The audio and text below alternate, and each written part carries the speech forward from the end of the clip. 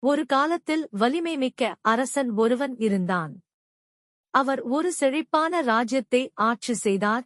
இருப்பினும் அவரது செல்வம், அதிகாரம் மற்றும் புகழ் அனைத்தும் இருந்தபோதிலும் அவர் தனது செல்வத்தை இழப்பதைப் பற்றி தொடர்ந்து கவலைப்பட்டார்.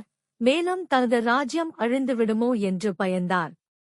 ஒருநாள் ஒரு முனிவர் மன்னனின் அரசவைக்கு வந்தார். முனிவரின் ஞானத்தை கேள்விப்பட்ட மன்னர் அவரிடம், "ஓ ஞானியான முனிவரே, ஒரு மனிதன் விரும்பும் அனைத்தும் என்னிடம் உள்ளன.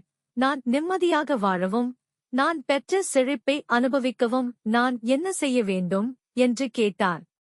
முனிவர் சிரித்துக்கொண்டே விளக்கினார், "உண்மையான அமைதியும் செழிப்பும் தெய்வீகத்தை சரணடைந்து சர்வவல்லவரின் பாதங்களைத் தேடுவதன் மூலம் வருகிறது. ஒரு நபர் உயர்ந்த சக்தியிடம் சரணடையும் போது அவர்களுக்கு உள் அமைதியும் நிலையான செழிப்பும் கிடைக்கும்." முனிவரின் ஆலோசனையை பின்பற்ற ராஜா முடிவு செய்தார். அவர் ஆன்மீக வழிகாட்டுதலைத் தேடி தியானத்திலும் சர்வவல்லமையுள்ள பக்தியிலும் நேரத்தை செலவிடத் தொடங்கினார். அவர் மிகவும் இரக்கமுள்ள ஆட்சியாளரானார். தனது மக்களின் நலனில் ஆழ்ந்த அக்கறை காட்டினார். கதையின் ஒழுக்கம், உண்மையான மற்றும் நீடித்த செழிப்பு என்பது பொருள் செல்வத்திலிருந்து மட்டுமல்ல, தெய்வீகத்தை தேடுவதிலிருந்தும் வருகிறது. எல்லாம் வல்ல இறைவனிடம் சரணடைந்து நம்பிக்கையுடனும் பணிவுடனும் வாழ்பவர்களுக்கு அமைதியும் நீண்ட கால வெற்றியும் கிடைக்கும்.